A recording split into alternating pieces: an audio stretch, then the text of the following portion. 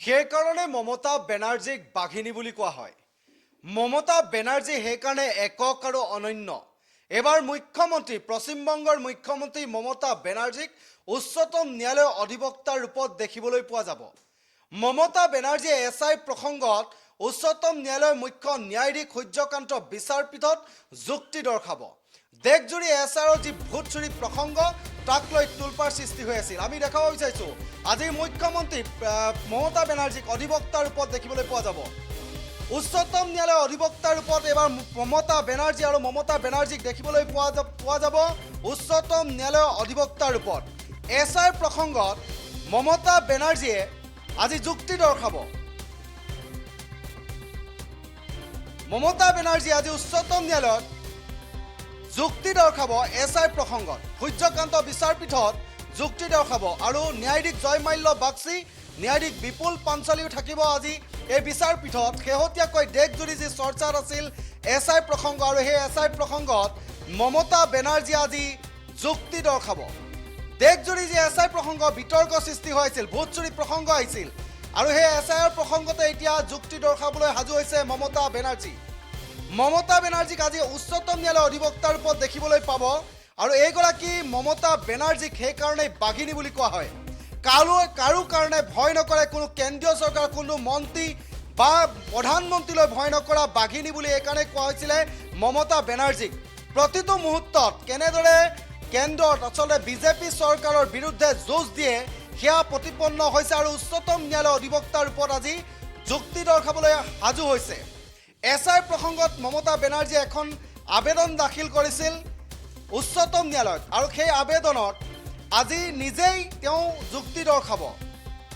সুঘড়ীৰে আজি উচ্চতম ন্যায়ালয়ত উপস্থিত হৈ আজি যুক্তি দৰ্শাবলৈ সাজু হৈছে মমতা বেনাৰ্জীয়ে। সূৰ্যকান্ত বিচাৰপীঠত ইতিমধ্যে যুক্তি দৰ্শাব।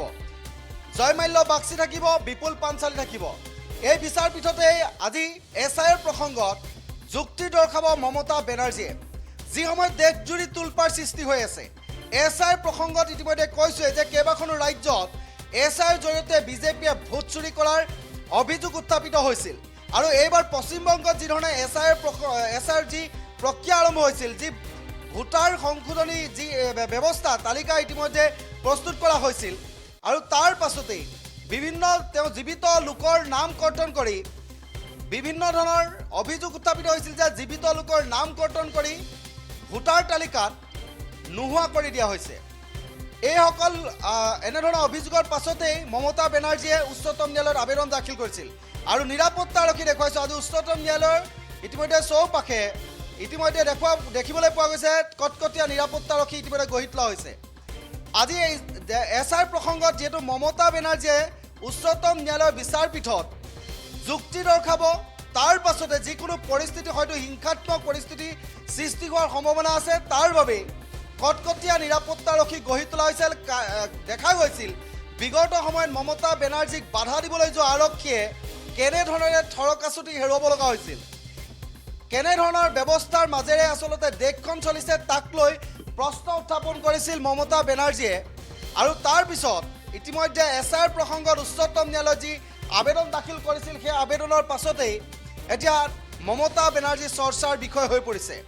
উচ্চতম ন্যায়ালয়ত আজি নিজে অধিবক্তাৰ ৰূপত যুক্তি দৰ্শাব উচ্চতম ন্যায়ালয়ৰ মুখ্য ন্যায়াধীশ সূৰ্যকান্ত বিচাৰপীঠত ইতিমধ্যে যুক্তি দৰ্শাবলৈ সাজু হৈছে।